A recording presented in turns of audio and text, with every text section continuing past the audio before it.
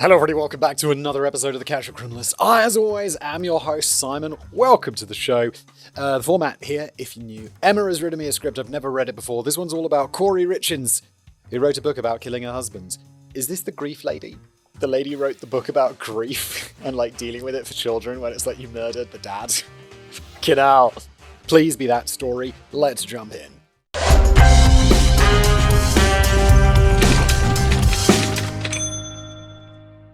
From the outside, the Richins family seems like they were living the American dream.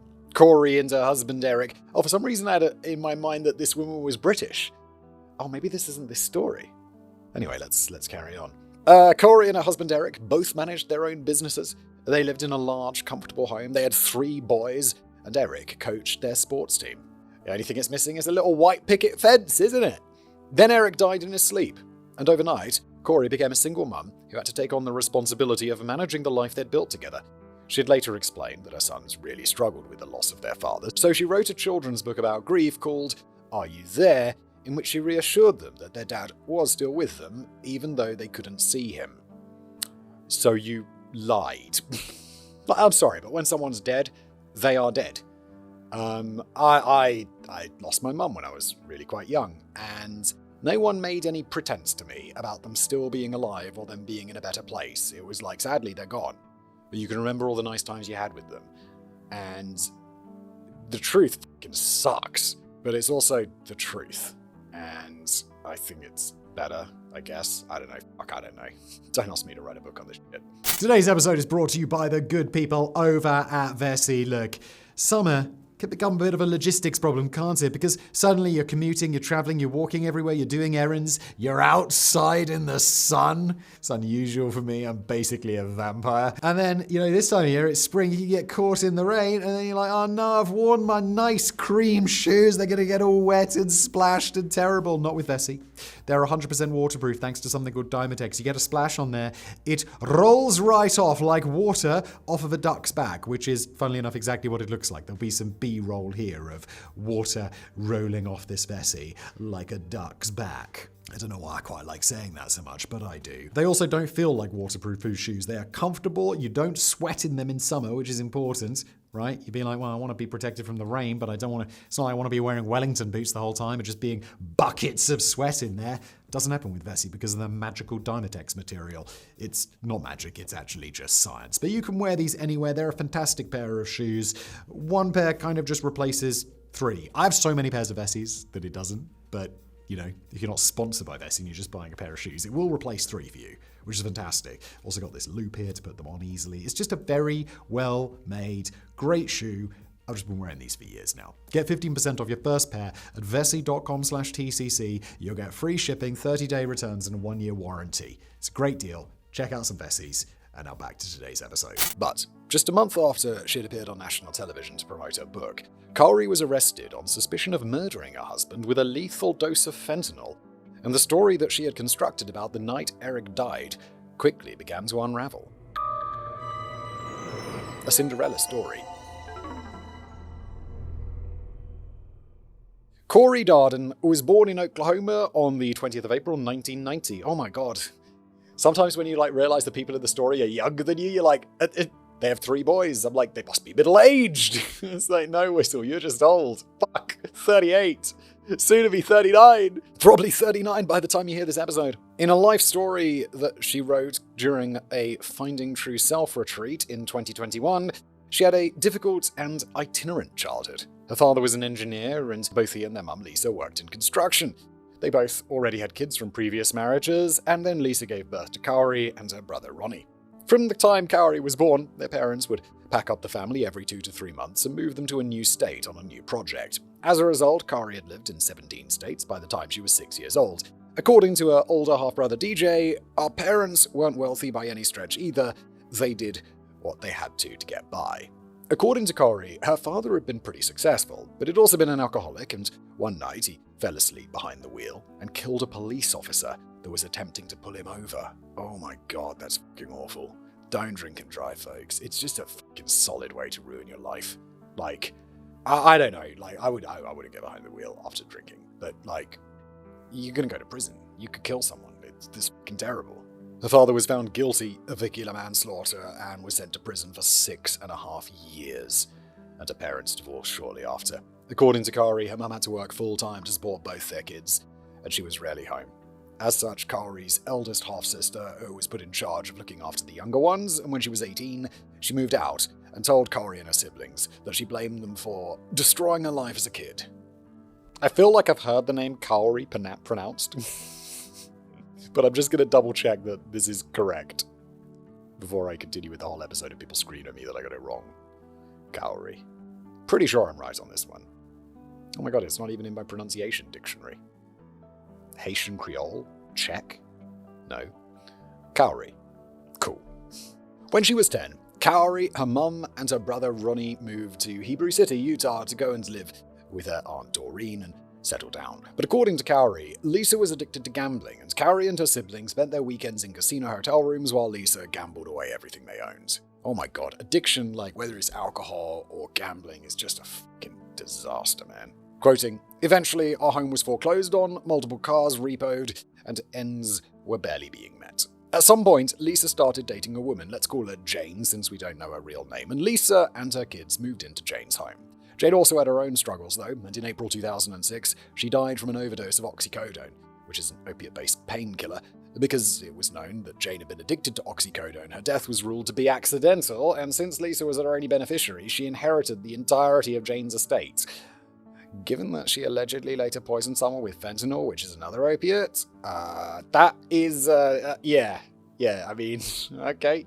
As a teenager, Kouri worked for her aunt Doreen's cleaning service. According to Kouri, quote, "I grew up scrubbing other people's toilets in Park City at rich people's houses. After school, Christmas breaks, all summer, I worked for my aunt's company. I was always looked down upon because I was literally the person cleaning the toilets. I always said to myself and my aunt, one day I'll own properties in Park City, like all these rich, snooty people, and I will never be like them." Yeah, it's hard. I like to think that I don't look down on the people who clean my toilets, and I don't think I do. I'm like, that would be insane to me.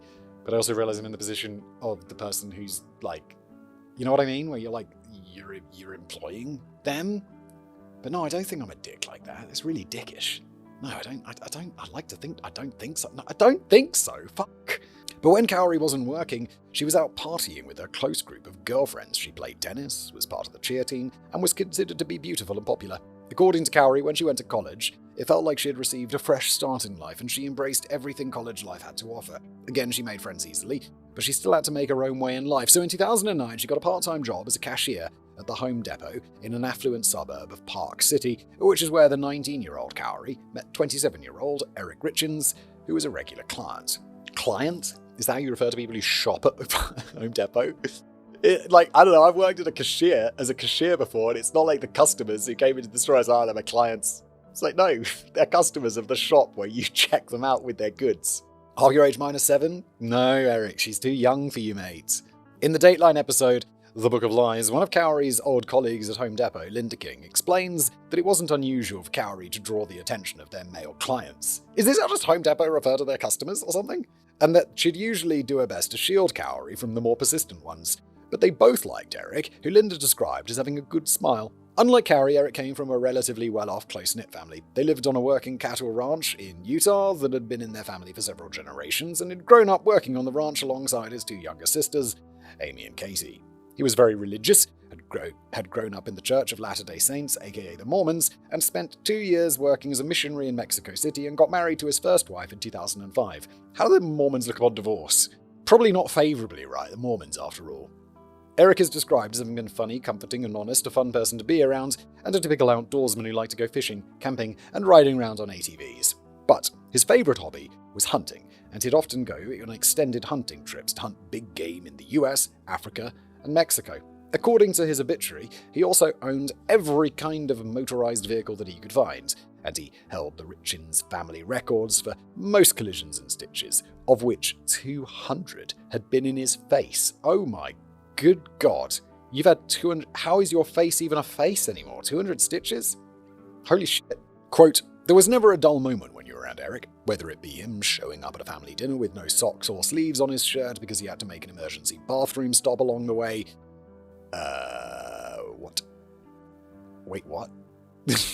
Wait, He's just like driving along and he needs to take a shit so bad that he takes a shit at the side of the road and uses his socks to... Am I getting that right? He tears the sleeves off his shirt? What is your life, Eric? Or calling you to tell you that he rolled the four-wheeler for the umpteenth time, is stuck, and needs you to come get him. End quote. After obtaining his bachelor's degree at the University of Utah, he started working along with his best friend Kouri Richens in construction, and in 2010 they started their own stonemasonry business called C&E Stonemasonry. By the time Eric met Kouri, he had just finalized his divorce and was a relatively wealthy man in his own right. And according to his sister Katie, he was also very fiscally minded and liked to plan for the future. According to Kouri, after she and Eric started dating, she fell in love with the idea of having a husband and family, and she looked forward to becoming a wife and mother. I feel like you should fall in love with a person, not the idea of the things that... not the idea of the image of it, right? Feels a bit strange. During her second year of college, she informed Eric that she was pregnant, and the two of them ended up moving in together. Are the Mormons happy about that? Shouldn't they be married? I don't know anything about Mormonism, to be fair. The eldest son was born in 2012, and in November 2012, Eric bought a 5-bedroom house for his new family to live on that used to belong to Eric's sister, Katie Richins Benson, and her husband, Clint Benson. On the 15th of June 2013, Kouri and Eric had a small wedding ceremony in the backyard of their new family home, and in the ABC News special, Murder, She Wrote, they explained that before Kouri had even walked down the aisle, Eric's mum had shoved a prenuptial agreement in Kouri's face. Now, even though I appreciate the soap opera-ish drama of it, that's not exactly what had happened. What had happened is that Eric's ex-wife had passed away the year before, and because they'd never separated their estates when they got married, Eric had a hell of a time separating his remaining assets from hers after her death because, as we'd learn later, back then you couldn't change your beneficiaries after you'd gotten a divorce. Wait, I'm so confused. They'd never separated their estates when they got married. So, after the death, remaining assets... okay, so it's just got a bit messy financially, okay. So this time around, Eric's family had encouraged him to draw up a prenuptial agreement since it would make things easier if he and Kouri were to get a divorce or one of them passed away, which, in my opinion, is something any responsible couple should do when they get married, and in South Africa, having a prenuptial contract is actually a legal requirement if you do not plan to get married in community of property. I don't know what getting married in community of property is. No, I do think this is a good idea. It just makes things less complicated. Yeah, it seems to make sense. Still, Kouri would later claim that they hadn't known about the prenuptial agreement beforehand, and that she had been forced to sign it before the wedding took place. But Katie would later testify that no, Kouri had known about it, and she and Eric had signed it when they'd finished signing the wedding register on the day that they were married. Yeah, I mean, this doesn't seem that scandalous. These are assets before they got married. Like, I personally don't have it because I have been I have made my money while I've been with my now wife. Like, we've been together before I did anything substantial. So, yeah, it makes sense. I mean, to separate out assets before you're married, if you have substantial assets, I think that makes a ton of sense. But then afterwards, I think my wife deserves a fair chunk of that because I wouldn't be able to be at work right now if she wasn't picking the kids up from school, sort of situation, right? Anyway, the prenuptial agreement stated that upon going into the marriage, 23-year-old Kouri had no assets of her own, but that Eric was a partner in a business and owned several business assets which would be excluded from their shared estate. As per their prenuptial agreement, Kouri had agreed to forfeit any claim she might have in Eric's present and future assets. That's interesting. Future assets feels a bit shady. Which included the house, the business, and its future income. Quote, except that if husband should die prior to wife while the two are lawfully married, husband's partnership interest in said business shall transfer to the wife. Which is a fine thing, unless you get murdered. During the first few years of their marriage, Kouri would go on to give birth to 2 more boys, and they seemed to be the perfect all-American family. Everyone describes Eric as being the perfect dad. He coached their son's soccer, baseball, and basketball teams, attended all their activities, spent as much time with them as he could, and supported their hobbies and interests. Kouri Richens would later testify that Eric was a dedicated father who was incredibly proud of his boys and their achievements, and that this means they could also be competitive when it came to comparing them to others. According to Kouri, quote, he wanted to know what my kids were up to so that he could tell me what his kids were up to and how well they were doing. Ugh, I don't like people like this. It's like, okay, brilliant. And I feel like there's some expectation of you to be like, oh, my kid's also good at this. I just shut the fuck up because I just find it unpleasant. You're not bragging about your kids, you're bragging about yourself, essentially. So just stop.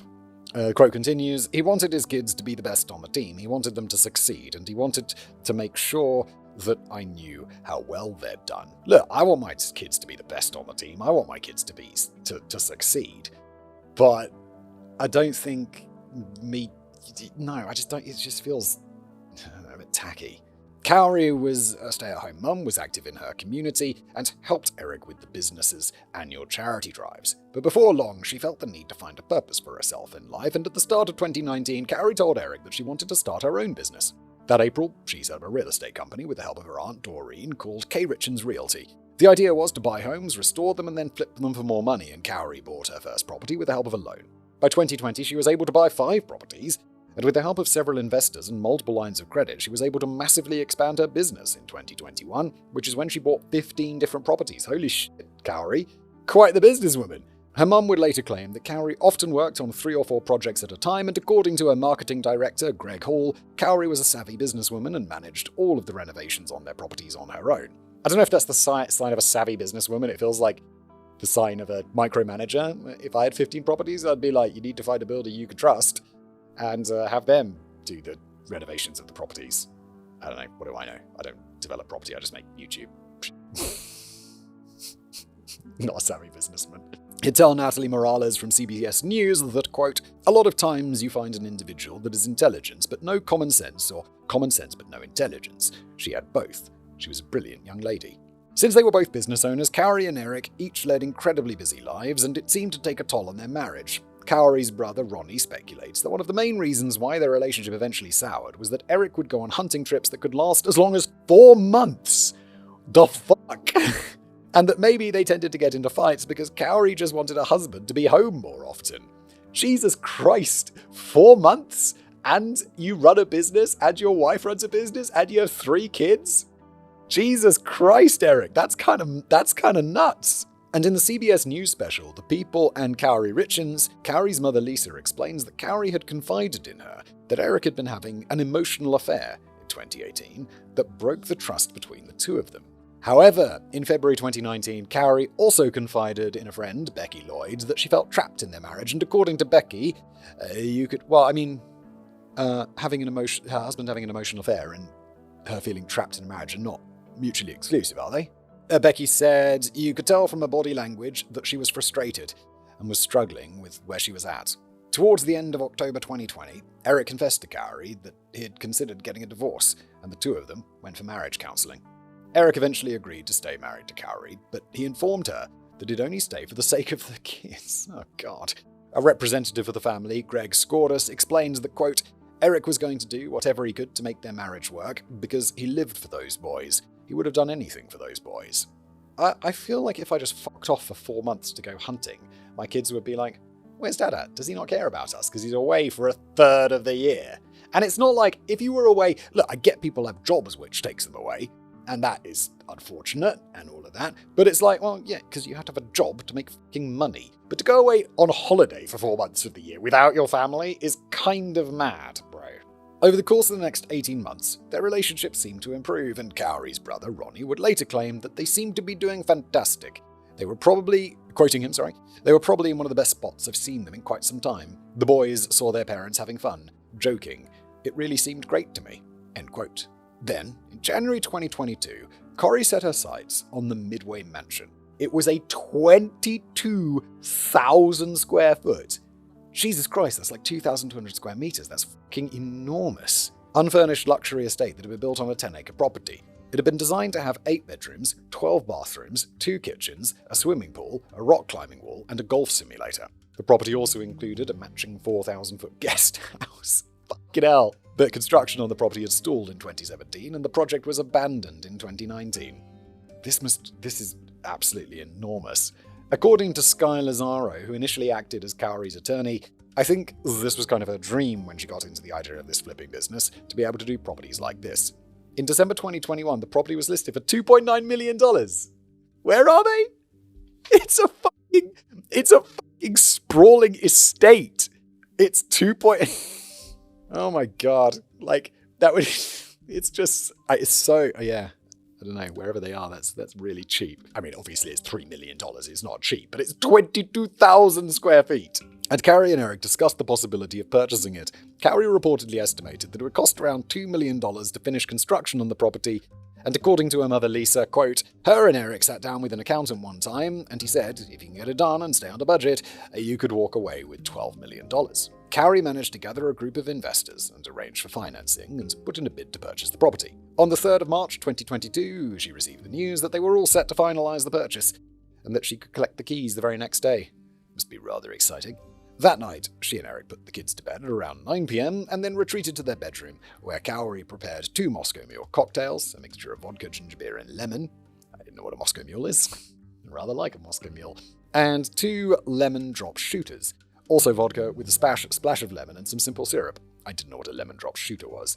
That sounds like something. I don't particularly enjoy Moscow Mules. I think the reason is I like them is... vodka, sorry. I think the reason I like Moscow Mules is because they got ginger beer. I think it's fantastic. They drank it in celebration and then went to bed not long after. But before 10 p.m, one of their boys had some night terrors, so Kouri left the bedroom to go and calm them down. She woke up at around 3 a.m, went to the kitchen and the bathroom, let the dog out, and then returned to the master bedroom. When she got into bed, she sidled up next to Eric for a cuddle, but his skin was cold to the touch, so she pulled the blankets up over his shoulders.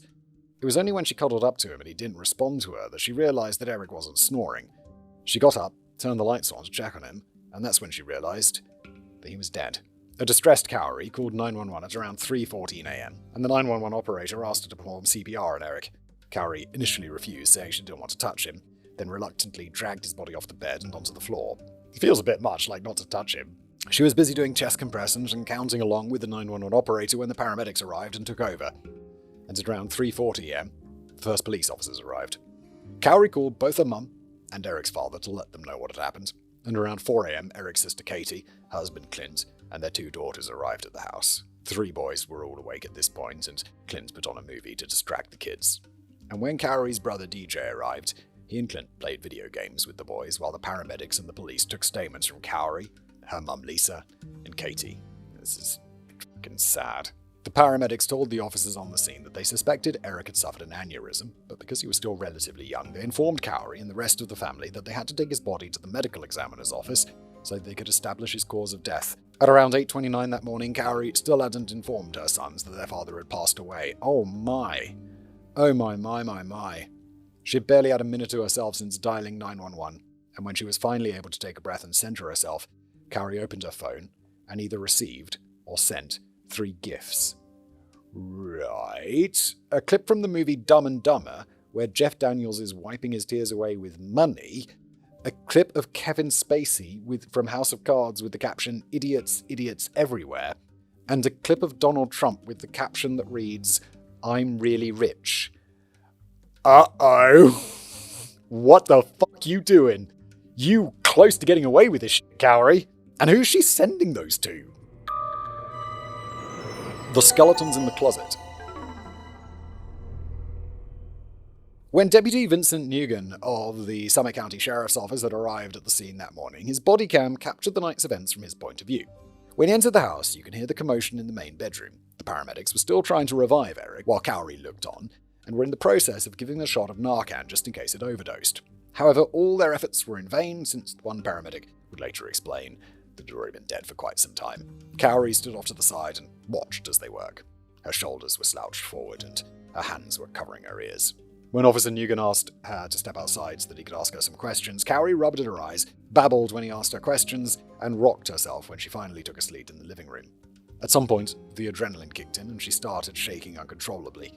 She didn't seem to be crying, but she also avoided looking at Officer Nguyen at any point during their discussion and either rubbed at her eyes or stared down at the floor. It later testified that it thought that it was odd, but that he didn't make a note in his report because, everyone grieves differently. When asked, Kouri provided Officer Nguyen with a bare-bones timeline of that evening's events, confirmed that Eric wasn't taking any medication, and that he wasn't in the habit of using hard drugs. She noted that he had had Lyme disease, and that he had had COVID twice by that point. Oh my god, this is also recent. And that he ate a THC gummy usually before bed to help him sleep. Apart from the celebratory Moscow Mule and lemon drop, he hadn't been drinking that night. However, she did point out that he'd complained about having chest pains when they'd initially gone to bed. When her mother Lisa arrived, she'd confirmed that she'd been visiting the couple earlier that day, and that she'd noted that Eric had looked pale. Lisa also told Officer Nugent that Eric and one of the boys had actually gone to a medical centre that morning to receive a seasonal allergy shot, and that maybe he had had some sort of reaction to it. Kouri would tell no one in particular that he was healthy, he was active, he can't just die in his sleep. This is insane. This feels like a really response from someone who didn't murder her husband. She's pretty good at this. The texting of the gifs is an insane twist. When Katie and Clint arrived at the house, Kouri had calmed down some, as they were informed that the paramedics suspected that Eric had died from an aneurysm because some body fluids had been trickling out of his mouth when they performed CPR on him. Because Kouri had mentioned that Eric's body had felt cold to the touch when she got into bed, Officer Nugent noted that the house's thermostat had been set to 70 degrees Fahrenheit, that's 21 degrees Celsius, and made note of all the different kinds of medication that he could find. Body cold to the touch. I mean, yeah, because the body's, I don't know, we have our house at about 21, 22-ish. So just a touch above, so 70 to, I guess, 74 degrees. But a human body, she doesn't necessarily mean cold to the touch, does she? She means, like, colder than a human body should be. They found Eric's THC gummies and noted that some were commercial, while others had been purchased from private suppliers. They found an empty pill bottle next to the bed. It was a prescription for oxycodone that had been made out to Eric and was dated 2016. Kouri would later explain that Eric suffered from chronic back pain as a result of all his motor vehicle accidents, that he didn't like to take pain medication, and that he preferred to take vitamins instead. Vitamins. THC gummies, baby. Although, taking oxycodone is what? He had COVID twice, so we're probably talking at least 2022, right? 4, 5, 6, 6 years old, oxycodone? Is that still on? When Detective Jamie Woody arrived on the scene, Eric's sister Amy Richins, who was waiting for her outside the house, she approached the detective and informed her that she suspected that Kouri had killed Eric. Uh-oh! Detective Woody would later testify that Amy had claimed that Eric and Kouri had been fighting a lot in the weeks leading up to his death, and that Kouri had gotten drunk one night and then outright told Eric that she was going to murder him. Uh-oh. Kouri, it was all going so well and now it's not. Amy would also inform Detective Woody that one of their most recent fights had occurred after Kouri had found out that she was no longer listed as a beneficiary on Eric's life insurance policy. Probably because he's a little bit worried, Kouri, after you said you were going to murder him.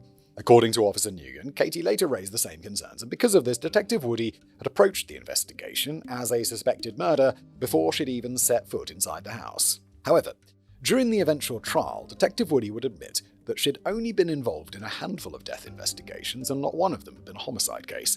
As such, she and her team made quite a few mistakes during their initial investigation. She'd wanted to respect the fact that the family were grieving, so they didn't block access to the main bedroom and they didn't put up any crime scene tape. They didn't collect the glasses that Kouri and Eric had used earlier that night, and they didn't collect the empty oxycodone bottle that stood on Eric's bedside table, and they didn't take any items from the trash can in the bedroom, which included the empty ginger beer bottle that Kouri had used to make the cocktails. If you are, some basic shit here, if you're assuming the fentanyl thing, if you're using fentanyl to poison your husband with a Moscow Mule, or whatever, the shots or whatever, there is zero shot that you don't take that shit downstairs and put it in the dishwasher on high, right?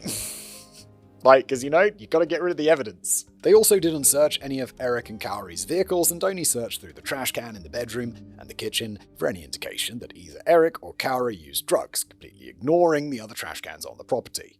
Although, trash can in the bedroom, kitchen. Yeah, bedroom, ensuite bathroom, maybe want to check that one. It'd be weird to take your drugs and dump them in another bin in, I don't know. Although Detective Woody also pointed out that despite Amy and Katie's concerns, nothing they'd seen in the house that morning suggested that a crime had taken place, and the paramedics hadn't flagged Eric's death as being suspicious. When Eric's body was wheeled away, his sons were looking on from the playroom window, and the eldest, at least, realized what had happened. According to Clint, quote, "They went to the window, and I think when they first saw their dad being wheeled out of the home, they knew he had passed." The 9-year-old's response was level-headed. He knew at that point that his dad was gone. The 7-year-old's response was different.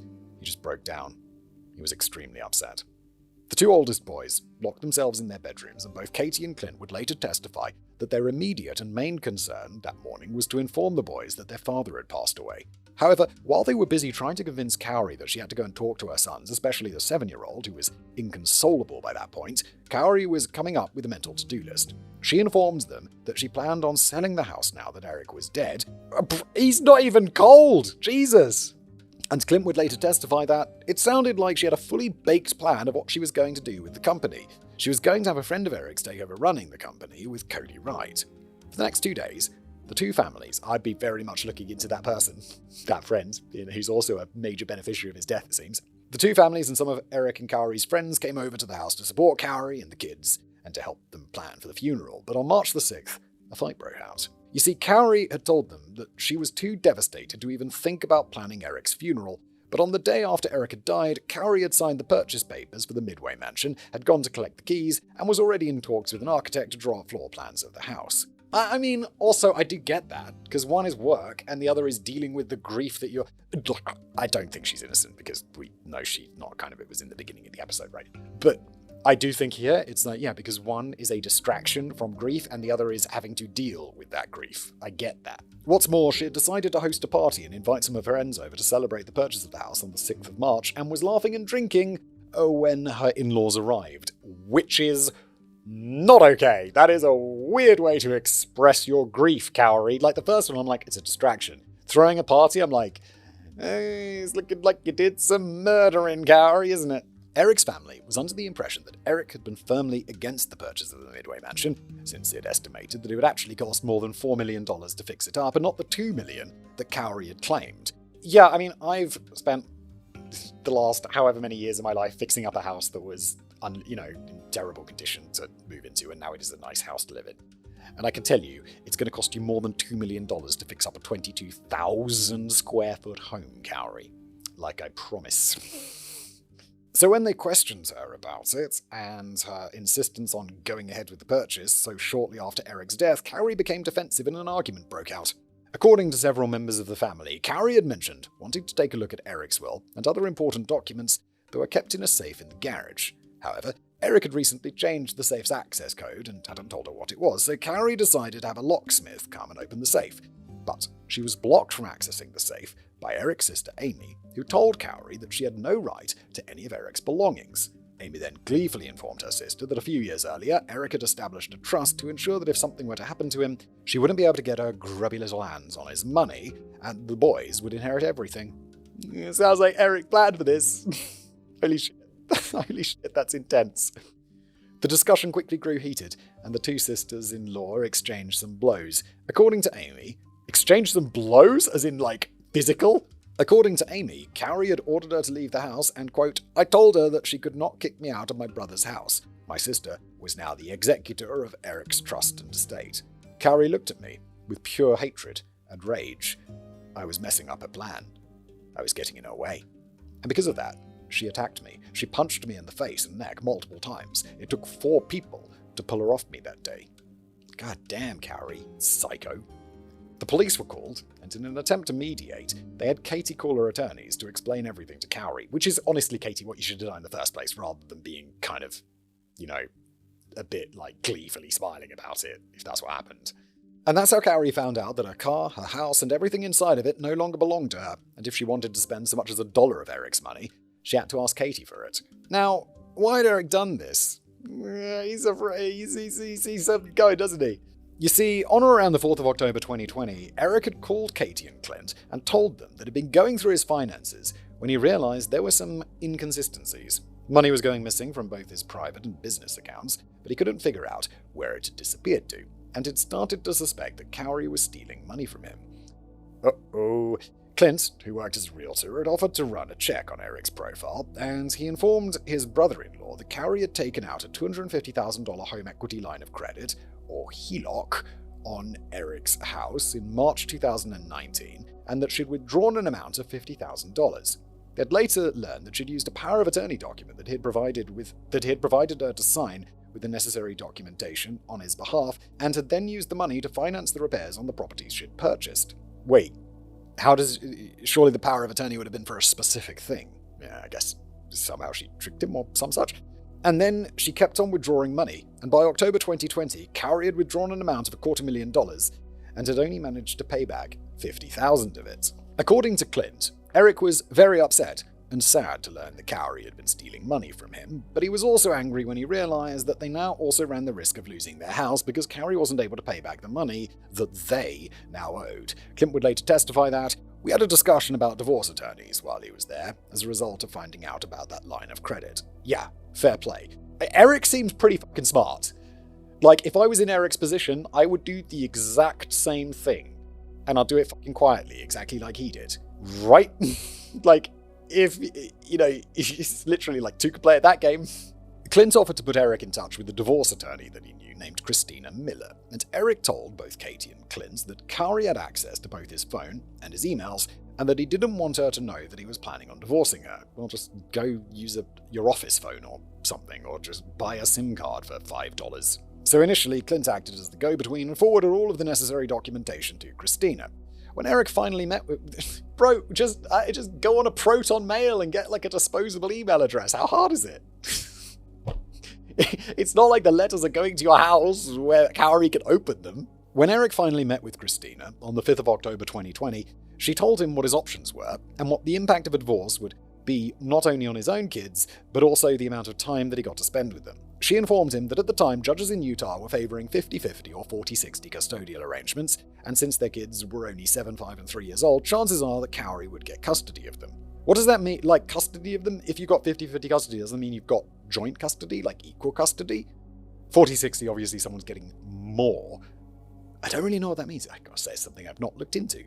By the time they'd finished their first consultation, Christina got the impression that Eric had decided not to proceed with the divorce because he didn't want to lose any rights to his children, but she'd still handed him a to-do list of things he had to get in order to if he wanted to proceed. Eric didn't take it home, but he followed her advice and went to go and see an estate attorney to get his things in order. According to Christina, it was unusual for someone to consult an estate attorney when they're considering a divorce since, quote, "most people going through a divorce aren't thinking beyond what that divorce might look like. They're not thinking about death or estate planning, and once you file for a divorce, you can't change your beneficiaries." Wait, most people don't think about that? Guys, you got it. Really? I would think about that first. But Eric's main goal was not only to be there for his kids as much as he could, but also to protect them financially. So he arranged to meet an estate planning attorney named Crystal Bowman Carter on the 13th of October 2020. He informed her that he wanted to protect his kids against Kouri's financial mismanagement, revoke Kouri's power of attorney. Wait, she just has sweeping power of attorney for him? That exists? I have to sign like 1,000 different power of attorneys every year because they have to be for specific things. Like, okay, that seems very intense. And ensure that she wouldn't be able to touch the estate if anything were to happen to him. Crystal then helped Eric draft a new will and set up a trust called the Eric Richens Living Trust. It listed Eric as both the manager of the trust, or trustee, and the beneficiary. Can you be the beneficiary of your own trust? It's been a long time since I studied trusts, but I thought you couldn't be the beneficiary and the trustee, but I might be wrong. And also American trust law could be really different. And it specified that in the event of his death, his 3 boys would become the beneficiaries, and his sister Katie would become the trustee. And since he didn't trust Kouri to be able to care for their sons financially, the purpose of the trust was to ensure that his trustee, Katie, would be able to provide for both my wife and our children during any time that I am incapacitated and after my death. I like Eric's right on with this. Like, he's discovered that his wife is not financially competent, and he's going to talk to his sister, who they both grew up with money. He seems to be very good with money. Let's assume that Katie is also good with money, because that's how they've grown up, being, like, familiarized with it. It seems very sensible that this is what he would do. I would do the same thing if I was in his position. I mean, I would trust my wife to run the money for our kids if I died. But if my wife was, like, financially incompetent, then I'd get someone else to do it. For sure. As per Eric's wishes, all of his property would be included in this trust, which included the house since it had been registered in his name. Because of the prenup, Kouri had signed away any rights to the house the morning they had been married, and the prenup never specified who the house would go to should Eric pass away before her, so technically, Eric had been free to do with it as he pleased. And apart from noting that Kouri was still their son's legal guardian, she isn't mentioned in his will at all. When all of this had been explained to her, Kouri was, pissed. All caps. And she immediately started making plans to fight the stipulations in the trust. The Richins family continued to plan Eric's funeral. You can be absolutely certain that, I don't know, because I'm feeling like Eric's head's screwed on quite correctly. Eric has made that shit watertight, Kouri. His lawyers have thought about the little stipulations that you might pull at and tighten them up.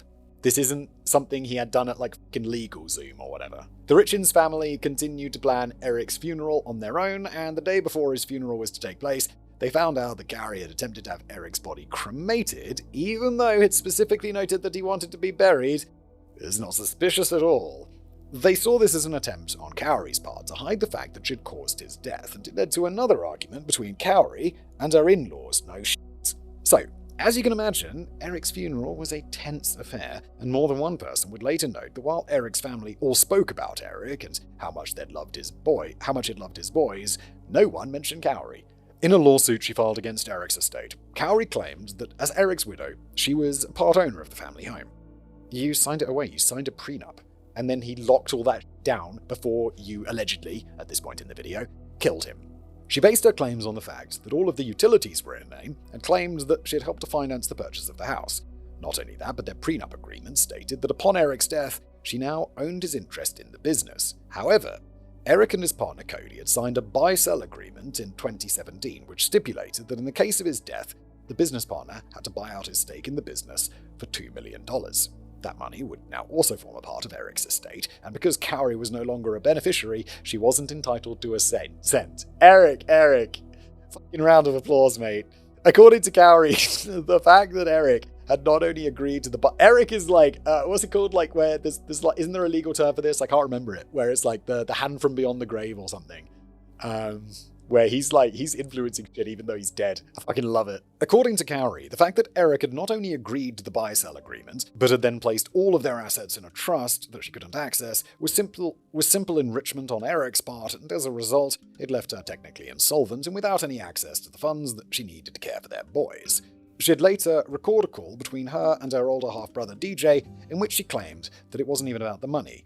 She had just wanted her house and all of her things. But while Kouri was busy recording her calls and filing lawsuits, her in-laws had hired a private investigator named Todd Gabler, as well as a forensic accountant named Brooke Carrington, to look into both Eric and Kouri's finances and gather the information they needed to fight the lawsuits in civil courts.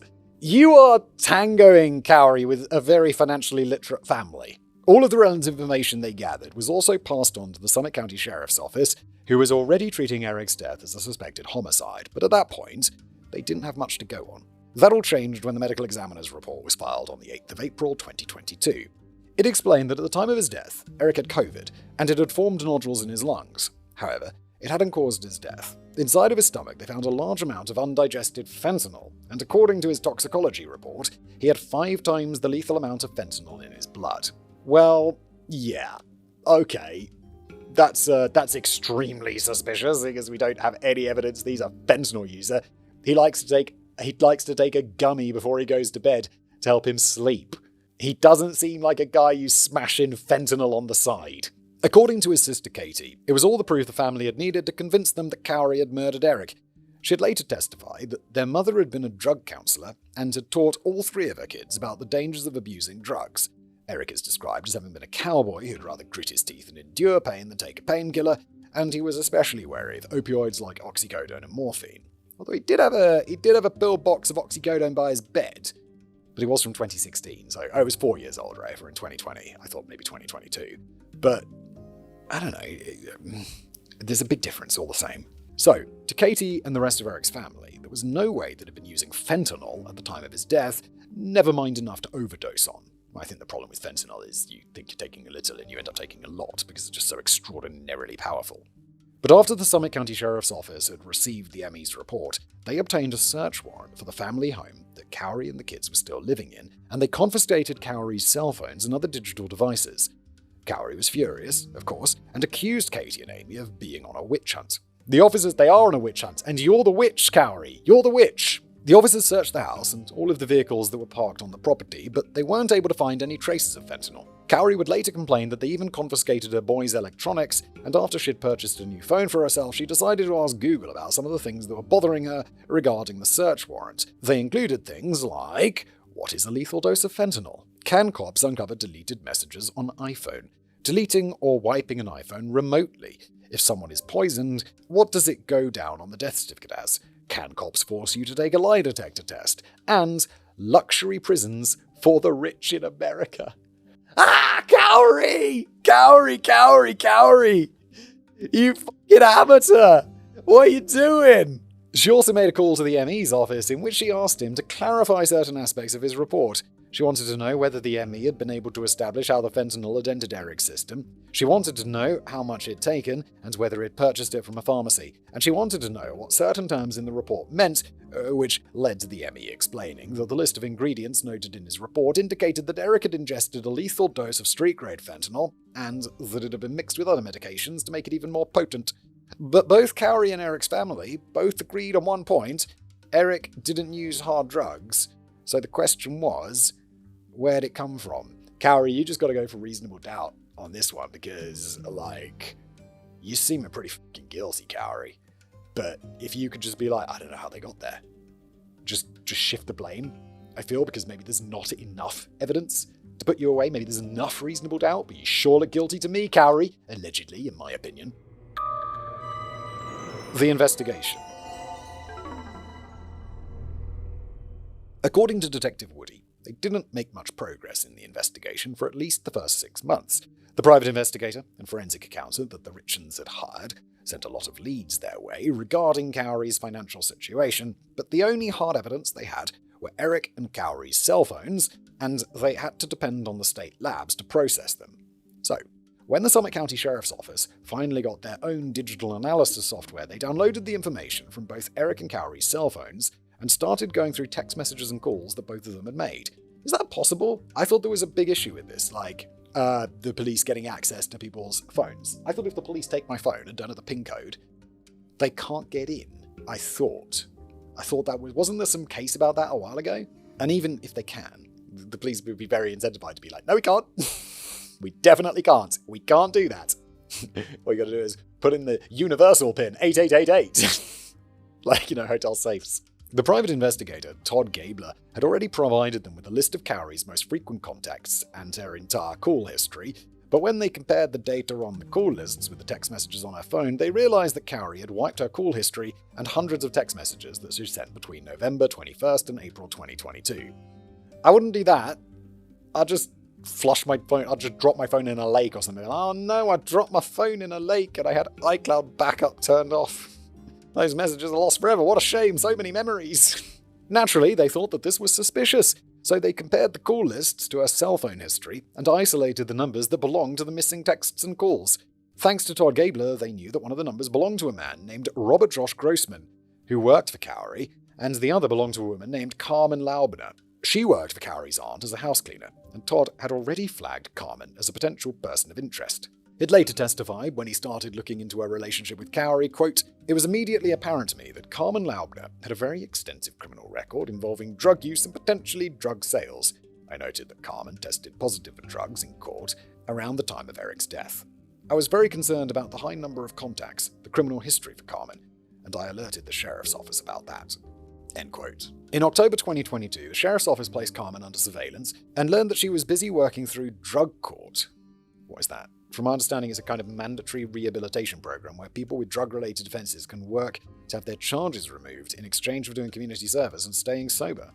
Sounds like a very good program, to be honest. During this time, they learned that Carmen was in contact with another drug addict named Nico, who was in frequent contact with another drug addict who was in prison at this time. They'd obtained the guy's call records, and while they were listening to his calls, they learned that back in March 2022, Nico had told his friend that Carmen had recently sold a large number of drugs, and that she'd made a lot of money from it. Bros, is this on... Do they have this because you're on a prison phone? You're talking about this on your recorded phone calls? What are you doing? This information enabled them to obtain a search warrant for Carmen's home in March 2023, where they found evidence that she was actively using. They also found a weapon underneath her bed, which was a parole violation, and when a deputy pulled her car over, they realized that she was driving under a suspended license. All of this was grounds to arrest her. No shit, you go to prison.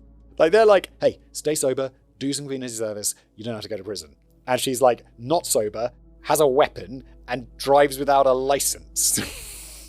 You want to go to prison, Carmen? You like prison? While they searched her home, they found a hat with the logo of C&E stonemasonry on it, a collage of photos that Carmen used as motivation to stay sober, and right in the center of the collage was a copy of Eric Richens' obituary. Carmen was arrested, and the new lead detective on the case, Detective Scott Driscoll, was one of the officers who'd questioned her. According to Detective Driscoll, they knew from past interactions with her that Carmen had a high sense of self-preservation, so they knew that she'd be willing to give them whatever information they needed if it meant that she'd stay out of prison. When they sat down with her, they told her that they were busy investigating Eric Richins' death and that they had reason to suspect that Kouri had something to do with it. If Carmen was willing to tell them what she knew, they were willing to meet with the judge and arrange for immunity regarding her pending charges. According to Carmen, quote, "I already knew that Eric had passed away, but when they mentioned that it was from an overdose, that hit hard, only for the fact that if this is what had happened, I had to step up and take accountability for my part in what had happened and what I was asked for." Without taking some time to consider their offer or speak to her lawyer, Carmen agreed to tell them everything. You should always talk to the lawyer. Come on now. You need to, even just to make sure that immunity is locked down. She told Detective Driscoll that towards the end of January 2022, Kouri had approached her and asked if she knew anyone that could provide her with oxycodone. Kouri claimed that it was for one of her investors who suffered from a painful back injury, and Carmen informed her that she might know of someone who could provide her with some. Carmen's just a drug dealer. Kouri's just a drug dealer for her investors now? Okay. Carmen was able to purchase an envelope full of pills from one of her colleagues who she knew was actively using, and she paid $600 for it. When she called Kouri to tell her that she'd managed to get pills for her, Kouri instructed her to drive to one of the homes that she was busy renovating, and to then leave the pills in the small fire pit in the backyard. Carmen drove to the property and found $600 in cash waiting for her. She took the cash, left the pills, and drove home. Carmen's not taking a slice. She paid for $600 for the pills, and she just gets $600. I'd be like, nah, yeah, I ended up paying $1,200 for the pills. Yes, please. If you're going to deal drugs, you might as well make some money. In early February 2022, Kouri asked Carmen if she would be able to find her something stronger, said that the investor was looking for some of that Michael Jackson stuff. According to Carmen, she'd told Kouri that when you buy drugs off the street, you can't exactly specify what you're looking for, but that she'd ask around. An acquaintance pointed her towards a drug dealer named Robert Crozier, and she asked him if he could supply her with some opioids. When he said that he could supply her with some fentanyl, Carmen took Kouri, who agreed to pay for it despite the fact that it was considered to be pretty expensive stuff. Yeah, because she's not looking at starting a habit, is she? She just needs a one-time purchase, so it doesn't matter how expensive it is, because she also has money. On the 11th of February 2022, Carmen bought between 15 and 30 fentanyl pills from Robert Crozier, and Kouri picked them up from Carmen's house. She reportedly paid Carmen $900 for them. Towards the end of February, Kouri asked Carmen if she could get some more fentanyl, and once again, Carmen agreed. Okay, so why are you buying so much fentanyl? How much fentanyl do you really need? It's fucking fentanyl. On the 26th of February, she bought another $900 worth of fentanyl pills from Robert Crozier, and again, Kouri asked her to leave the pills in the fire pit. A little over a week later, Eric was dead, and when Kouri called Carmen to let her know, Carmen told her that, "Please tell me that those pills weren't for him." Kouri said no, that Eric had passed away from a brain aneurysm. According to Carmen, Kouri asked her to buy some more drugs for her on the 6th of March 2022 and paid her $1,300 using a check. Well, one, what is it, 1999? And two, you're buying drugs with a check. When Carmen contacted her again a few weeks later to let her know that her friend had more fentanyl to sell, Kouri informed her that her investor had left town and that she no longer needed it. How convenient. A week later, Eric was dead. So why is she buying the pills for $1,300 after he's died? Is that just like to throw the scent off? And then the next time she's like, nah. Carmen's testimony enabled Detective Driscoll and his team to track Robert Crozier down. He'd been arrested in November 2022 for dealing fentanyl and supported Carmen's story. This meant that the Summit County Sheriff's Office finally had the proof they needed to charge Kouri with Eric's murder. Yeah, about fucking time. The Grief Author. On the 6th of April 2023, just over a year after Eric had died, Kouri appeared on ABC4's lifestyle show, Good Things Utah, to advertise her new book, Are You With Me? According to its Goodreads page, the book is, quote, a heartwarming and reassuring book that gently guides children through the difficult experience of losing a loved one. Written by a loving mother who personally faced this challenge, this book is designed to offer comfort and solace to young minds in a way that is both accessible and engaging. During her interview, Kouri explained that she and her boys had written the book together to deal with Eric's grief. She claimed that she had initially gone looking for a book to better help her explain why their dad had died, but couldn't find a children's book on dealing with grief, so she decided, you couldn't find a children's book on dealing with grief? I'm pretty sure there are children's books on dealing with grief. It's probably a whole fucking subgenre. They're like grief.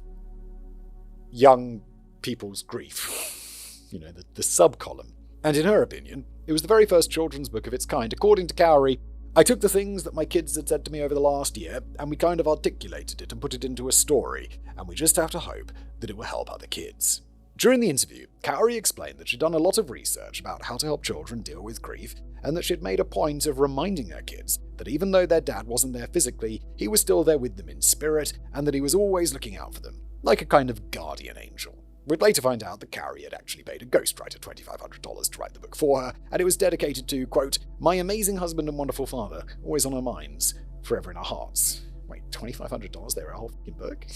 Goddamn, okay. Considering the fact that it supposedly included things that her sons had asked her for after it passed away, the book itself had me in tears. It's about a little boy who wants to know if his father can still see him.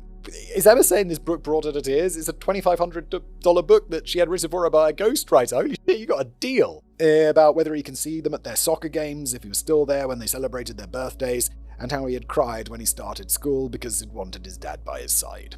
Kouri had self-published the book via Amazon, contacted Good Things Utah to ask them if they would consider hosting her on their show, and then went on a whole press tour to promote it. According to text messages she shared with her mum, she had pretty high hopes for it.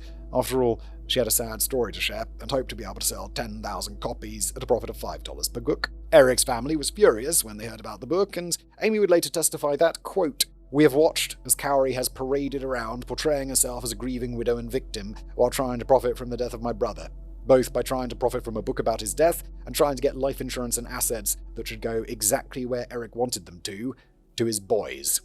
End quote. Just days after Kouri appeared on Good Things Utah, a package arrived at the Summit County Sheriff's Office. It was a copy of Kouri's book, and it had been sent to them as a gift. It also came with a little card that read, there are two sides to every story. This is the true Kouri, a devoted wife and adoring mother. Thought you should know. From Anonymous. Anonymous. Get the feeling that could be you, Kouri. Detective Driscoll and his team were later determined that Kouri's mum, okay, close enough, had sent it, but her attempt to prove her daughter's innocence had failed spectacularly. Okay, let's see how. On the 8th of May 2023, Detective Driscoll and his team waited until Kouri had dropped the boys off at school before they showed up at the family home and arrested her. Overnight, she became known as the grief author, and the articles that were written about her arrest explained that, quote, the 33-year-old is charged with 1 first-degree felony count of aggravated murder, as well as 3 second-degree felony counts of possession with intent to distribute a controlled substance. Uh-oh. These articles also include quotes from the family, in which they claimed that Kouri had made at least 2 attempts on Eric's life in the years before his murder, and that, quote, he warns them that if anything happened to him, she was to blame. I hope that she got that down on paper. That he got that down on paper. Because that would be very Eric-coded, wouldn't it? He needs like a sworn affidavit from his lawyer saying that no, Eric said that if he dies, it was her. That would be fucking... Oh god, that would be the cherry on top, wouldn't it? From beyond the grave, Eric strikes. Good Things Utah ended up doing a whole feature on her, exposing their shock at the audacity of this woman to show up on the show to promote a book she'd written to process her grief for the deceased husband that she had quite possibly murdered. They also revealed that the day after their television appearance, they had received multiple messages from viewers in Kouri's hometown who basically told them, you know she killed her husband, right? In the weeks that followed, the internet buzzed with all the information that was coming out about Kouri and Eric's relationship. The r/Kouri Richins page on Reddit was created the day after her arrest, and within that first week, it seemed that the court of public opinion had already decided that Kouri was guilty of murdering her husband. The only thing they couldn't seem to agree on was why she wanted him dead. Kouri's bail application was heard on the 12th of June 2023, and both the prosecution and defense had to outline their case and present evidence that they'd collected. You're not getting bail, Kouri. Due to the ever-growing public interest in the case, the courtroom was packed, and by the time it was announced that Kouri Richens' bail application had been denied, the internet was already buzzing with the news that Kouri Richens hadn't just had one reason to kill Eric, she had had millions. Millions of dollars! The people and Kouri Richens. Since all of the information that came out during a bail application hearing was also discussed during the trial, I'm not going to discuss any of it. Instead, we're jumping forward in time to February 2026. Oh my god, that's so recently. I'm recording this in May 2026. And P.S. yes, it's very fucking recent, considering that I'm writing this a month after the trial ended. It made researching the script a nightmare, and it didn't help that for the whole duration of the trial, the attorneys basically just went, here's the evidence on screen, we're not going to explain any of it, just make of it what you will. I'm going to send you an invoice for retail therapy after this, Simon. The trial took place at the Summit County Courthouse in Park City, Utah, and was heard by Judge Richard Mrazek. Once again, the courtroom was packed, and people were reportedly camping out in front of the courthouse as early as 4 a.m. to ensure that they got a seat in the gallery. Rubberneckers. When prosecutor Brad Bloodworth delivered his opening statement, he explained that, quote, the evidence will prove that Kouri Richens murdered Eric for his money and to get a fresh start at life. More than anything, she wanted his money to perpetuate her facade of privilege, affluence, and success. Yep, sounds like Kouri, doesn't it? The court of public opinion has decided, as has Whistle.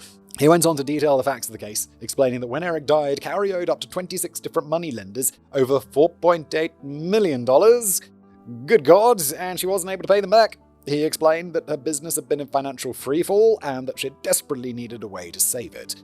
And it was the prosecution's opinion that because of this, Eric was worth more to Kouri dead than alive. Prosecutor Bloodworth, badass name for a prosecutor. Holy shit. If I was being tried by Prosecutor Bloodworth, I'd be like, oh god. Oh god, he's in Bloodworth? Sounds terrifying. He described the events that had occurred the morning Eric had died, and explained that Kouri had seemed hesitant to face not only her in-laws, but also her boys. He then closed his opening statement by explaining that as soon as Kouri had a moment to herself, she had viewed those 3 memes that I'd talked about earlier. She'd viewed them. Oh wait, she viewed them or she'd sent them to someone? That she talked about earlier in this script, suggesting that Kouri had killed Eric for the money. When defense attorney Kathy Nestor took to the floor, she explained that Kouri was nothing more than a mother of 3 young boys who'd unexpectedly and tragically lost her husband. That within days of her husband passing away, her sisters-in-law had hired accountants and private detectives, had tried their best to steal her home from out under her, not stealing, that's what Eric decided, and cleverly set up, and had placed her under surveillance for more than a year. She described Eric and Kouri as a couple whose lives had revolved around their boys. Sure, their marriage was not perfect, but they were making it work. And in the days leading up to Eric's death, they had reason to celebrate. They were both excited about the Midway mansion, and according to defense attorney Nestor, the day before he died, Eric had been at the property and was helping Kouri to get ready for an open house. Then Eric died, and defense attorney Nestor suggests that maybe, just maybe, Eric had died from an accidental overdose. After all, he had a reputation for being the life of the party, and that may or may have not meant that he'd used drugs before. Fentanyl? It's like, yeah, no, I just want to have a good time at this party. I'm going to take some fentanyl. And just lie unconscious while I'm riding out like some opium high. Like, hey, party time. He was known to take THC gummies before bed. Look, I like THC as much as the next guy. I'm not into fucking fentanyl. He suffered from terrible back pain, and in 2016 he'd had a knee operation. His doctors had prescribed him some oxycodone, and maybe, just maybe, he'd become addicted to it. Yeah, I mean, it's reasonable doubt, right? You just got to hit that reasonable doubt. Maybe, just maybe, it got into the habit of taking it so often that his regular dosage had stopped working, which is when Kouri told him that she knew of someone who could get their hands on something stronger.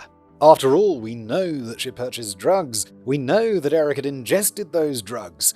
But the defense insisted that one thing the prosecution couldn't prove definitively was how he'd ingested it and where it had come from. Quote, "You're going to hear me ask each witness during this trial, do you know whether or not Eric Richins knowingly ingested fentanyl? Do you know whether or not he'd accidentally ingested fentanyl, thinking he was taking another kind of pill and it had fentanyl in it and he accidentally ingested it? Do you know whether he took fentanyl with alcohol after Kouri went to sleep?" The answer every single time, with every single one of those witnesses, is going to be no. The prosecution spent time explaining that Kouri and Eric's marriage wasn't exactly a happy one. To prove their case, they showed the court the life story that Kouri had written during a Finding True Self retreat in February 2021. In it, Kouri details her difficult childhood and explains that she'd always dreamed of having a stable home life. When she met Eric, she thought she'd finally have a chance at having the kind of family she'd always dreamed of having, but it wasn't to be. According to Kouri, when she found out that she was pregnant with their first son in 2011, it had been a shock since she hadn't planned on falling pregnant. Please note that the whole thing was written in a third-person POV, so I changed it to first person to make it less confusing. Writing the thing about yourself, I guess this was maybe something they said on the retreat. You have to write it in the third person to have some detachment for yourself or whatever. It's still fucking weird. At the time, our relationship was very rocky, but I thought, no, once the baby gets here, I'll be happy and everything will be fine. Ah yes, because babies will solve all of your relationship issues. The quote continues, I got married in 2013 because I told myself, when I get married, I'll be happy. In 2014, I had my second son because I told myself, another baby will make me happy. Then I started graduate school in 2016 because that will fill this hole and make me happy, but it didn't. In 2017, I had my third son, and my life started spiraling downhill. I graduated from grad school in 2018, but also found out that my husband was having an emotional affair. Look, there's a saying I like. I don't know who said it, but it's, wherever you go, there you are. And I don't think this could apply to anyone more appropriately than Kouri. Like, you're just not happy. Wherever you go, there you are. I went to counselling on and off because of anxiety, depression, and this constant need to chase happiness. Emotionally, I was exhausted from years of hearing my husband say, you're selfish, you're not enough, you need me. I was ready to open my heart and find happiness that was already there, and stop looking for it. End quote. According to Becky Lloyd, she had been friends with Eric and Kouri for several years, and she and her husband had gone on holiday with them in 2019. While the boys were off doing boy things, Becky and Kouri did what married women do best, complain about their husbands, and they had a conversation about a fight that Kouri and Eric had had. According to Becky, she talked about how she was feeling trapped. She was feeling like there wasn't an easy way forward out of the marriage. She was worried about her kids. She was worried that she was going to lose them and that Eric was going to take the kids from her and that his family was going to turn the community against her, and she said in many ways, it would be better if he were dead. Jesus Christ! End quote. Though Jesus Christ wasn't part of it. The camera had panned to Kouri's face at this point, and Kouri's expression basically said, bitch, you say what? Ah!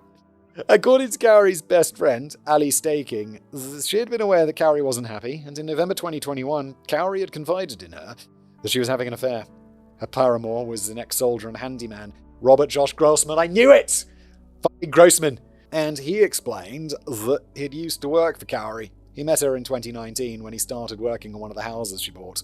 According to Josh, he had never signed a contract with Kouri, and she didn't exactly pay him a salary. Instead, he and his dog would live inside the homes that he was working on until they were ready to be sold. Quote, she took care of me. I lived for free, she gave me some money whenever I needed it. I liked her, so I'd work for free. She did pay me from time to time in lump sums. She bought me a truck. 2 trucks. According to Josh, the two of them were able to joke around like old friends, and it hadn't taken him long to fall in love with Kouri. But then again, he had a habit of falling first, and he was used to being rejected, so it had surprised him when Kouri returned his affections and fell into the habit of texting him all day and made a point to sneak away to spend time with him. Their budding relationship was the whole reason that he had moved to Utah in or around March 2020, but things between them only started really getting serious around November 2021. According to Josh, he never actually thought that their relationship would go anywhere. He was flat-ass broke and Kouri was married. He knew that she loved her boys, and even though she told him over and over that she no longer loved Eric, deep down, he knew that she wouldn't get a divorce because she didn't want to break up her family. Josh would tell the court that he simply couldn't imagine a future where the two of them could be together. Josh also seems to have his head screwed on pretty straight. But Kouri told him that she could. She told him that she planned on leaving Eric, that she planned on getting a divorce, and that they could be together, but that it might take some time, and Josh promised to wait for her.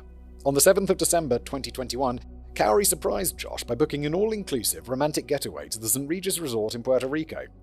Very nice. She'd booked it for the 29th of April 2022 and told Josh that it was his birthday present. But we don't know if she'd told Josh what her cover story would be. After all, for all he knew, she would still have a husband and kids back home. It's not like she could just disappear for a week. It's mad suspicious, bro. On the 14th of February 2022, Kouri told Eric that she was too busy to hang out with him on Valentine's Day because she'd made plans to spend a few hours with Josh in Salt Lake City. Probably not what she said to him.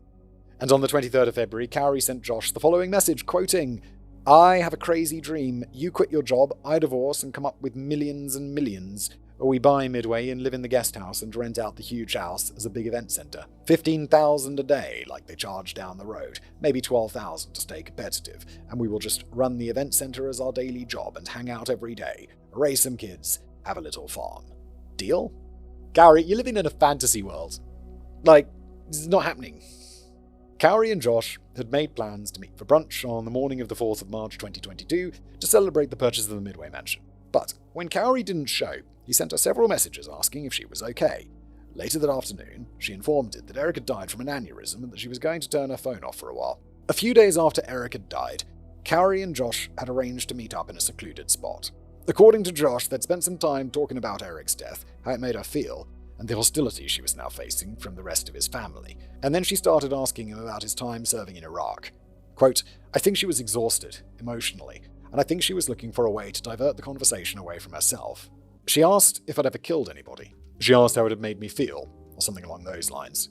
So I answered her. I didn't take it as something out of the ordinary. I thought it was kind of a thing that you don't ask soldiers if they've killed people. That was like, isn't that a faux pas? Anyway, on the morning of the 8th of April, Kouri sent Josh a text message that read, I want you to be my husband one day. They were hyping each other up about their upcoming holiday, but the prosecution suggests that even though Kouri might have plans on having a future with Josh, all of her plans came crashing down around her after Eric died. She didn't have access to Eric's millions and millions, and that same day the police had searched the family home for any trace of fentanyl. After her phone was confiscated, Kouri managed to delete all the messages she sent Josh remotely, and because of the extra scrutiny she was under, they weren't able to go away on their all-inclusive romantic holiday. Yeah. According to Josh, their relationship started fizzling out soon after Eric had died, and ended in October 2022. This is so recent, it's like 4 years ago. Things were different after Eric died. There was a lot on her, on me. I can't tell you. That's why things ended between us. When the forensic accountant, Brooke Carrington, was called to the stand, she explained that when Eric had died, Kouri had been in a pretty precarious, that's a hard set of words to get out, financial position, and even though she'd pretend that she was a successful businesswoman, her company was busy imploding. Yeah, I guess the whole thing about buying her 15 properties or whatever, it's like, sure, you can buy them. But it's a pile of debt. When Kouri had established her business in 2019, she'd bought her first property for approximately $215,000. In 2020, she bought 5 properties with a combined value of $2.2 million, and in 2021, she'd expanded her business and bought 15 properties with a combined value of $6.7 million. God damn. She financed all of these purchases by approaching investment partners and taking out various lines of credit, which she'd then repay using the money she made by selling the renovated properties. This is a property business. Fine. I get the feeling it's not going to go particularly well somehow. When she ran short, she withdrew money from Eric's personal and business accounts, or she'd take out loans and credit cards in his name. According to court documents, quote, by the end of 2021, Kouri was approximately $6 million in debt, and her business's bank account was overdrawn by approximately $22,000. I mean, Jesus Christ, that is pocket change when you're $6 million in the hole. During this period of time, Kouri routinely paid many thousands of dollars per day to service the debt, along with hundreds of dollars per day in overdraft fees. As of February 2022, Kouri or her business owed at least $1.8 million to hard money lenders, and in the days prior to Eric's death, she had 7 phone calls with one or more of the lenders. Ugh, God, this must be very stressful. These documents go on to explain that during their marriage, Kouri had stolen more than $200,000 from Eric, and that didn't even include the $30,000 in credit card debt that she'd racked up in his name, the $134,000 that was supposed to go towards Eric's taxes but somehow ended up in her account, the $84,000 in penalty fees, or the $250,000 line of credit that she'd taken out on his house. Total, Kouri had basically stolen approximately $700,000 from Eric. Jesus. Eric had confronted her about the money she'd stolen from him back in October 2022, but even he had been unaware of the full extent of her theft, and he and Cody had even agreed to give her a loan in an attempt to rescue her business. After Kouri had purchased the Midway mansion, her total debt exceeded $8 million, and a few months later, she had been forced to sell the mansion at a loss. The prosecution claimed that Kouri had intended on using the money she'd inherit after Eric's death to save her business, renovate the mansion, and explained that she had taken steps to ensure that she'd have access to as much money as possible. Yeah, but you just weren't as clever about it as Eric, were you, Kouri? He outsmarted you, and he's not even alive! According to Brooke Carrington, Kouri had done this by taking out several life insurance policies on Eric's life. The problem is, those life insurance policies are not going to pay out if you fucking murder him. Uh-oh. Also, it looks mad suspicious to take out multiple life insurance policies on someone and then for them to just die in super young. The earliest one was taken out in 2016, the most recent one in January 2022, 2 months before his death. She'd filled in Eric's details on all of the forms, and then forged his signature when needed. Well, I was definitely going to invalidate them. After his death, Kouri had submitted claims. Surely life insurance policies is something that you do need to sign at the office or like with a notary. Right? These feel like really important documents. After his death, Kouri had submitted claims on all of the policies and received a total of $1.36 million. All of their money was gone within the span of 3 months. Kouri had used it to settle some of her debts. Good, just better than, buy some more houses! Kouri Wright would also testify that in January 2022, he and Eric had been made aware that someone had accessed the 2 life insurance policies they'd taken out on each other. These life insurance policies were part of the buy-sell agreements that they'd agreed to back in 2017, which stipulated that, quote, after the member's death, his estate must sell and the surviving member must purchase all of the units of the company's membership interest that the deceased member owned. Oh, okay, and it's made possible by those life insurance policies. Excellent, that's a very smart way to set up the succession of a business. To make it easier for the surviving partner, they decided to take out 2 life insurance policies that each had a value of $2 million. If one of them passed away, the other would be able to use that money to buy out the deceased partner's interest in the company, and the money would go to the deceased partner's family. Very good structure, something Eric probably came up with.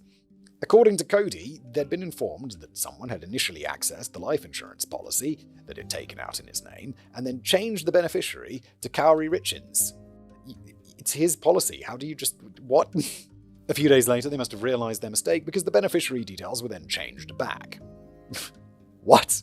The same day Eric's policy was accessed, and its beneficiary was changed to Kouri wait, she changed the name on the wrong policy? How are you just changing the beneficiary's name on your husband's business partner's life insurance policy? That makes no sense. These changes had triggered an alarm, and the company that held the policies informed both Eric and Kouri of the changes. This had enabled them to undo all of the changes that had been made, and prompted Eric to also change the beneficiaries of his personal life insurance policies. According to his sister Amy, he'd done it out of fear that Kouri was trying to get rid of him. Again, please have written this down, Eric. That would be very in line with your way of thinking. Several witnesses would be called to explain that Eric believed that Kouri had made at least 2 attempts on his life in the years leading up to his death. In February 2019, Eric, Kouri, and some friends were on holiday in Greece. Eric was on some strong medication at the time and wasn't allowed to drink any alcohol, but while they were out one night, Kouri ended up handing him a drink that contained alcohol, and he became violently ill. Whoa, Jesus, what? I don't know what medication makes you violently ill if you drink. I know you're not supposed to drink on like antibiotics and paracetamol and stuff, but that's because of effectiveness or liver damage or something, but not like extreme illness. Kouri later claimed that the witness had messed up his order, and as soon as she'd realized that something was wrong, she'd contacted his doctor back in the US, and they told her how to assist Eric. He had recovered and initially thought that it had just been an accident, and they used to joke about it afterwards. Yeah, I mean, one time, it's just an accident, isn't it? Then on the morning of the 14th of February 2022, just 3 days after she'd purchased the first batch of fentanyl, Eric had invited Kouri to have drinks with him in the afternoon in celebration of Valentine's Day. As we know, she'd made an excuse because she planned on spending the morning with Josh instead, but before she left, Kouri had placed an order for a sandwich at Eric's favourite diner and then left it in the front seat of Eric's truck. At around 11:33 that morning, Eric sent a text message to Kouri to let her know that he wasn't feeling well and he might be having an allergic reaction. He told her that he was using his son's EpiPen as a precaution and to take some Benadryl, and that he planned on lying down for a while. Kouri asked him if he was okay and whether or not he wanted her to come back, but he reassured her and said that if he didn't feel any better soon, he'd go to the hospital. But then Eric called his best friend and business partner, Kouri Wright, and told him that something was wrong. According to Kouri, he'd spoken with fear and urgency and told Kouri that, "I think my wife tried to poison me. Fucking hell." This is so crazy. Eric had told his friend that after he'd taken a bite of the sandwich, he'd realized that it tasted sour and wrong, and not long after, he broke out in hives. He'd also called his friend, Joshua Case. Opiates taste bitter, which he could be mistaking it for. He confided in Joshua that the relationship between him and Kouri had gone sour, that she'd stolen money from him, and that he was afraid that she was trying to kill him, and what his death would mean for his boys. Oh no, I like Eric. Eric seems like a good dude. Kind of a wild dude, like with him rolling around having so many car accidents and all that crazy shit, being a bit of a cowboy, but he sounds like a good dude. Did he do anything horrible? People would be like, Simon, he was beating Kouri. I don't think so, right? He just seems like a good dude. I think he was having an emotional affair. We don't even find out what that was, but I guess it's not a real affair. It's an emotional affair. Doesn't even know what does that exactly mean? Joshua would later testify that it asked if Eric was feeling okay, if he was planning on going to the hospital, and what he planned to do next. However, by 3 o'clock in the afternoon, Eric reportedly felt better and was able to pick his boys up from school. On the 20th of February 2022, Kouri and Eric were hanging out with some friends when Eric jokingly mentioned his suspicion that Kouri had tried to kill him. According to Ali Stakin, Kouri's best friend, we all teased Kouri for trying to kill him. We all laughed about it. Kouri said, no, that's not what happened. That was an allergic reaction, that it wasn't that dramatic. If you were innocent, I feel like you'd be like, yeah, I didn't I? Almost got the fuck. Then Eric died from a fentanyl overdose just 5 days after Kouri had purchased the second batch of fentanyl. Kouri! Afterwards, multiple people would testify that Kouri never openly admitted that Eric had died of a fentanyl overdose. When Eric's father, Eugene Richins, was called to the stand, he testified that Kouri had originally told him that Eric had died from the same thing his wife, Linda, had, a fungal infection in his lungs. Eugene had thought that was odd since they'd been told that Linda's case had been extremely rare. Kouri had told the presenters of Good Things Utah that it had been complications from COVID, and she told others that it had been an aneurysm. You gotta get your story straight. You could be like, yeah, it's an aneurysm from the complications of COVID, which was exacerbated by the fungus in his lungs. Please, get your story straight. On the morning it died, she had insisted that Eric didn't use drugs, and yet Kouri spent the months following Eric's death trying to convince everyone that it was no secret that Eric did use drugs. One of the most famous examples of this is the Walk the Dog letter. It was found in Kouri's cell in September 2023, and during a bail application hearing, it was presented to the court as proof of witness tampering. The letter's addressed to Kouri's mother, and in it, Kouri explains that her mum has to take note of the contents of the letter before she leaves to walk the dog. Kouri goes on to tell her mother that she had a meeting with her attorney, Sky Lazaro, and that they're going to try and establish a link between Eric and Mexico in an attempt to explain where he'd gotten the fentanyl from. Kouri explains that her brother Ronnie needs to tell Sky about a discussion he'd had with Eric a year earlier, in which Eric confessed that he'd used some drugs when he was in Mexico. Ronnie was also supposed to tell Sky that Eric used to buy drugs from seasonal workers who lived on a local ranch, and then he tried to tell Sky that Eric had hid fentanyl pills in a bottle in his work truck, but that Kouri wasn't supposed to know about it. Kouri also wanted Ronnie to show Sky text messages from Eric in which he'd mentioned using drugs, as well as photos where he supposedly passed out on the floor or on the couch. She had told her brother to tell Sky that Kouri and Eric used to get into fights over Eric's drug use because Kouri would be left to take care of the boys while Eric was high out of his mind. Kouri also wanted Ronnie to tell Sky that Eric would hide drugs in a suitcase whenever they traveled because he didn't want his reputation to be ruined if their bags ended up being searched, and that he'd ask her to eat some THC gummies with him on special occasions. Even though Kouri's best friend Ali Sparking confirmed that Eric had once hidden drugs in Kouri's suitcase, Kouri's lawyers testified initially that the letter formed a part of a book that Kouri wanted to write, and that its contents shouldn't be taken seriously. After all, it's not like Lisa ever received the letter. Oh, Kouri, you're just not a very good criminal. Anyway, when Katie was called to the stand, she insisted that Eric didn't use drugs, had never used drugs, and was more than aware of the dangers of abusing prescription medication. Be fairly easy to check his prescription history, right? Like, see what's been prescribed to him. He got some oxycodone in 2016, didn't finish the bottle, and didn't get a re-up. Yeah.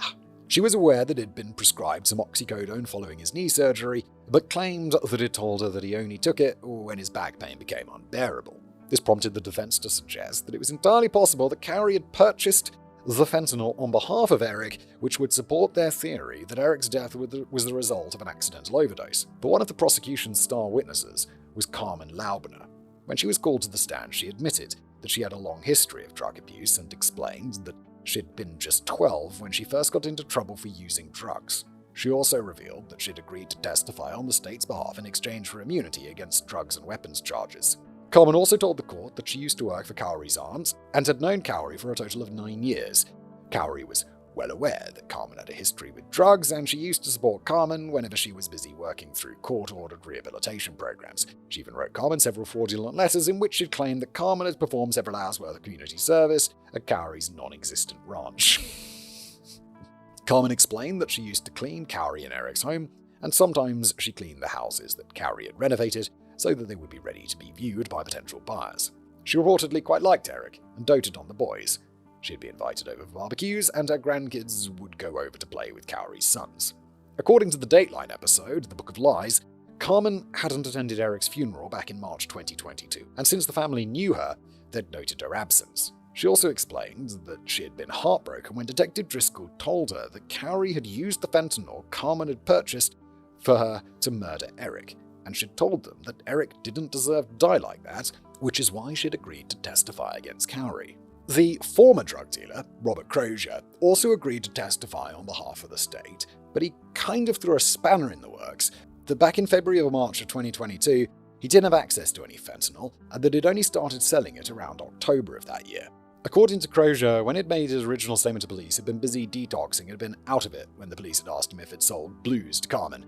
He said yes, and according to Detective Driscoll, blues referred to fentanyl, and the street name for oxycodone was Roxy. But during the trial, Crozier testified that, to my knowledge, blues also referred to oxycodone until late 2022, when I came to know the term as being used for fentanyl. I did not sell Carmen Lauber fentanyl in February 2022, but sold her 30mg OxyContin pills. In early 2022, I was not selling fentanyl and did not have access to fentanyl. Rather, I was selling my own OxyContin prescription, which were 10mg pills. If a buyer wanted stronger pills, I had also provided 30mg oxycodone, which is what I sold to Carmen Laubner. However, he also repeatedly explained that 4 years had passed since that deal had taken place, that he'd been using at the time, and that he couldn't remember much of what had happened when the police had questioned him. I mean, yeah, fair play, it's been 4 years. When the medical examiner, Dr. Eric Richens, was called to the stand, he explained that Eric had definitely died from a fentanyl overdose. According to Dr. Richens, his office regularly dealt with cases where the deceased had OD'd on fentanyl, and in recent years, he'd seen it being administered in any way you could think of. Because of that, he knew exactly what Eric had died of the moment he'd read his toxicology report. According to Dr. Christiansen, fentanyl is described as being a half-life drug, which means that while your heart is pumping blood through your body, your liver will metabolize it within minutes. Once it reaches your brain and internal organs, it can cause respiratory depression, alter the way you think by depressing your central nervous system, and can make you appear slow or groggy. Yeah, it's fucking fentanyl. Quote, but its lethal effects is related to its effect on your breathing. It's dosage dependent, so a higher dose will either slow or stop your breathing, which has lethal consequences.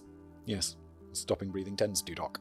So once you pass away, your body stops metabolizing the drug, but one of the indicators that can be picked up during an autopsy is its byproduct, norfentanyl, which is produced by the liver as it metabolizes the drug. This is what had enabled the ME's office to determine that Eric had ingested fentanyl, as well as approximately how much he'd ingested, 15 milligrams in total. To put this in perspective, a typical dose of fentanyl in a hospital setting is between 0.5 and 2 milligrams, and the dosage is heavily dependent on the person's age and body weight. And according to the US Drug Enforcement Agency, or DEA, just one pill of street-grade fentanyl can contain up to 2 milligrams, which is already considered to be a lethal dose. Wait, between 2 milligrams is a dose. Wait, how can it be a lethal dose and also the dose they administer in hospital? Surely the high dose from a hospital is going to be well off what the lethal dose is. It's weird. Anyway, Dr. Christiansen went on to note that fentanyl is 80 times more potent than morphine, but according to the DEA's website, it's 100 times more potent. The kind of thing that Eric ingested had been mixed with other drugs to make it even more potent, and because it is so fast-acting, Eric would have started feeling its effects almost immediately after ingesting it and had died just minutes later, since they'd found a large amount of undigested fentanyl in his stomach. Dr. Christiansen explains that because the sandwich Eric had eaten on the 14th of February 2022 had tasted sour, it meant that he hadn't ingested a lethal dose of whatever Kouri had put on the sandwich. He also went on to explain that it's possible that an opioid like fentanyl or oxycodone could have caused Eric to develop what looked like an allergic reaction. Quoting, opiates do not elicit a true allergic response, but there are many people who take opiates who have an allergic-like reaction. It's because the drugs themselves are directly triggering those cells that cause the symptoms. Some people that chronically take opiates and opioid for pain will pre-medicate or medicate around the same time with things like Benadryl and other things to minimize those symptoms, because they know they have the reaction." End quote. In the Dateline documentary The Book of Lies, it's also speculated that a Moscow Mule and a lemon drop would have been the perfect way to deliver crushed up fentanyl, since the lemon juice in both cocktails and the shot would have masked the taste. However, according to a quick Google search, fentanyl doesn't actually taste like anything, but the drugs that are added to street-grade fentanyl might give it a bitter or metallic taste. Google also thought that it might be prudent to let me know that, quote, "if you or someone you know is struggling with substance abuse, help is available." Yes. The testimony that really tied everything together, however, was the digital evidence that was presented by cell phone expert Kouri Richens. He had been able to recover the majority of the text messages that Kouri had sent to Josh because he had access to the phones that she'd sent to him. He also explains that even though she had deleted those files, they were in the deletion folder in her phone. And in the cases where he wasn't able to recover those messages, it was because the other party had also deleted those messages, like the messages she'd sent to Carmen. They also included those 3 memes she'd sent or received that morning, which suggested that someone else might have been in on a plan. Who did she send them to? Oh, okay. However, since those messages were deleted, we don't know who it was to. Then how do we know she sent them? She deleted only the person it was sent to? Weird. He said that it examined all of the phones that the police had taken into evidence, and by using the GPS data and call logs that it collected from Kouri, Carmen, and Robert Crozier's phone, he was able to prove that on the evening of the 26th of February 2022, Carmen had met up with Crozier, received a package from him, and drove to Midway to drop the package off. That whole time, she'd also been in contact with Kouri, and the two of them exchanged dozens of messages that night. We don't know what those meetings were about, since they'd both deleted them, but it was enough to link the 3 of them to each other, and since at least 2 of them claimed that drugs had been exchanged, it was enough to suggest that Robert and Carmen were the source of the fentanyl. Yeah, I definitely think so, right? Because of Kouri Richens, we also know on the night that Eric died, Kouri had placed her phone on charge just after 9 p.m, and that it was active and moving around the room shortly after 10 p.m, which is around the time that Eric would have passed away. Then the phone was inactive until just before 3 a.m, which is when it started moving around the house for several minutes before Kouri dialed 911. Combined with Kouri's obvious reluctance to give Eric CPR despite her later claims that she'd done just about everything to save him, things were not looking good for Kouri. But when it was the defense team's turn to make their case, they did something no one had expected. They rested their case and refused to call any witnesses in Kouri's defense. Why? Well, we don't know, but in my opinion, the $200,000 that Kouri had borrowed to pay for her defense had run out, and her defense team weren't willing to take on the case pro bono. No, savage! Anyway, on the last day of the trial, both the prosecution and defense presented their closing arguments, and it took the jury just 3 hours to decide on a verdict. Kouri Richens was found guilty on all counts, which included aggravated murder, attempted aggravated murder, insurance fraud, and forgery. And on the 13th of May, Judge Richard Mrazek sentenced Kouri Richens to life in prison. But she is allowed to apply for an appeal, and she confirms that she's not only filing for a retrial, but also for an appeal. So, I guess that we'll see what happens next. Now, the judge in this case, Richard Mrazek, was unusually direct in his ruling. He said, and I quote, that anyone convicted of what Kouri was convicted of is simply too dangerous to ever be free, which on the face of it sets a very high bar for any successful appeal. Her defense team has 30 days to file the notice, and they've already signaled that they'll be pushing for a new trial alongside it. There's also a restitution hearing scheduled for the 31st of July, so this story isn't quite finished yet. This is a woman who wrote a children's book on grief after poisoning the husband she was allegedly grieving. So, honestly, I rather hope she's got plenty of time to work on the follow-up, say, the rest of her life. Good. Where she belongs. In loving memory. As always, we need to remember that Eric wasn't the only victim in this case. His boys are victims too. And because of Kouri's selfish actions, they've not only lost their father, but their mother as well. She's not allowed any contact with them at all. According to their Aunt Amy, their entire world and perspective on life changed. But I take comfort in the fact that they had a father who made sure that they would be loved and cared for when he could no longer be there for them. They now live with their Aunt Katie and Uncle Clint, so at least we know that they have a family who will love and support them, and who will be there in the years to come. Dismembered appendices. It might interest you to know that because Kouri had been found guilty of murdering Eric, the lawsuits she'd lodged against his estate and the trust had been dismissed, but she'd also lost all of the benefits that had been listed in their prenup. Multiple lawsuits have been filed against Kouri in recent years because apparently she had done a shitty job renovating those homes, and in some cases, they'd been declared uninhabitable due to the presence of black mold, etc. It's probably the least of her worries though now. It's like, what are you going to do? I'm already in prison for life. According to the Book of Lies, she's going to spend a lot of time in court in the coming years. Which, I mean, honestly, if you're in prison, you'd be like, yeah, it's a day out. Fuck it. What's going to happen? Kouri's book is also no longer available for purchase on Amazon, but apparently you can get a copy on eBay for up to $5,000. But don't worry, that money's not going to her. That's for weird collectors exchanging things, right? It's not like she's getting that money, fortunately. I hope. Anyway, that's the end of the episode. Long episode. Thank you so much for being here, and I shall see you next time.